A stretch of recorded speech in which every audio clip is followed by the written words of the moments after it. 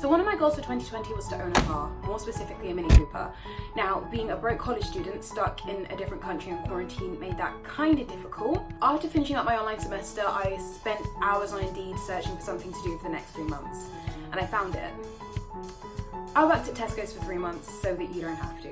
Now, if you're thinking of working at Tesco's during a pandemic, there are a few things you should know. I worked as a picker, which essentially means that I was the one that picked your groceries from the shop floor when you order them online for them to be delivered to your door in the morning. Now, to get all of your groceries to you on time, that meant that we had to start picking at 4 in the morning. Yes, at almost any major Tesco's, there will be a group of sleep-deprived uni students pushing trolleys around at 4 a.m. And needless to say, I didn't get a lot of sleep during this time. My schedule was pretty crazy. For 3 months, every day I'd wake up at 3, scroll through my phone for 10 minutes, shower, get dressed, toast a crumpet, and rapid fire chug a coffee before making one to go. I'd apologise to whichever parent had to drop me off in the morning, because I obviously woke them up. And then I'd push trolleys for 8 hours. I also tried to stick to a workout routine during lockdown, so after work I'd come home, work out for an hour, shower, sleep for 3 to 4 hours, wake up again, do a few deliveries, shower again, eat dinner, and then go to bed. And then wake up and do it all again. And I wish I could say I got used to it, but I honestly never really did. The lack of sleep had a pretty negative effect on my mental health, my eating habits, my sleeping habits, even my iron count. So it's really something to consider if you're thinking about working in the morning. Another thing to consider is that during a pandemic, no one has time to train you. We literally had a woman show us around the store one time pushing a trolley, and then she left and we had to basically pick the stuff on our own. And I kid you not, on my first day, I dropped a 1 kilogram jar of pasta sauce on the floor, went everywhere. I had no idea who to call. I didn't even know who my managers were, so I kind of just picked up my trolley and pushed it in the other direction really fast. But hey, at least when things like that happen, there are always long-term older staff that are there to help you out, give you some tips, except they all hate you because you're new and you don't know how things work around here. But hey, it's not all bad. There were some times I got to interact with customers. You help them find items for themselves. I showed them some gluten-free bread. I even had one older gentleman compliment me on my intricate hair. Of course, he then did reach out to touch it in the middle of a pandemic, but honestly I couldn't even be mad. I swear to you, he was so frail that one cough in his general direction and he would have just turned to dust. Well, honestly, there were some perks to the job. Every day I'd hit 10,000 steps on my Fitbit in store. If you didn't have a second job or a third job to work after, you pretty much have your day finished at 12. You had your whole day free. Of course, you're going to spend the rest of it sleeping because you don't sleep at night because of the insane sleep schedule.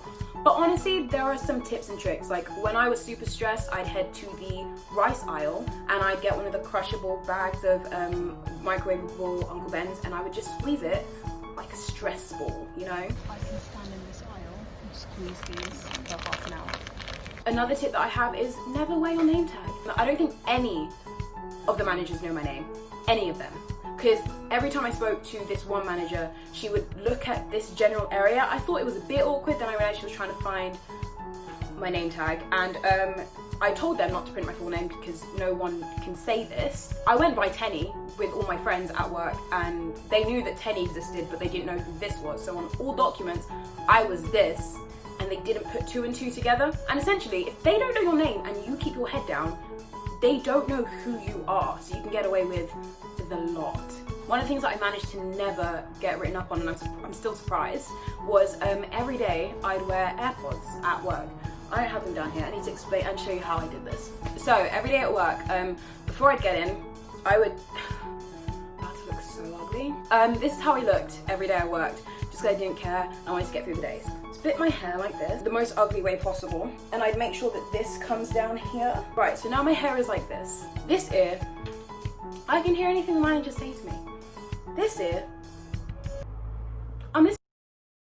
So over the course of 3 months, I listened to every single episode of The Basement Yard, every single episode of Other People's Lives, and every single one of John Bellion's albums on repeat. And that was honestly the only way I remained sane. Luckily, I never got caught on it. I know some people did. So just make sure that you wear your hair the ugliest way possible and no one will know. But other than crushing microwavable rice, listening to podcasts and albums, the other fun thing that I did was find the weirdest things that we sold in store.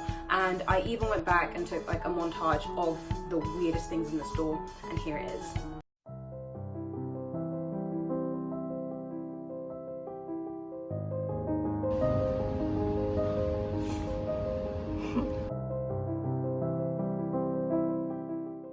enjoyed that. But seriously, one thing I really enjoyed about working at Tesco's was the other temp staff. There are a bunch of different people from a bunch of different backgrounds. There was a theatre actress that had been touring Germany. She's super lovely, like I literally wouldn't have spoken to anyone if I didn't become friends with her. She's so nice. There was a girl who'd spent a year in China. Even the King of Leicester. Yeah, it was kind of cool to see a bunch of different people every day that all had different stories and different lives. So yeah, making friends with the other temp staff was another thing that got me through the day.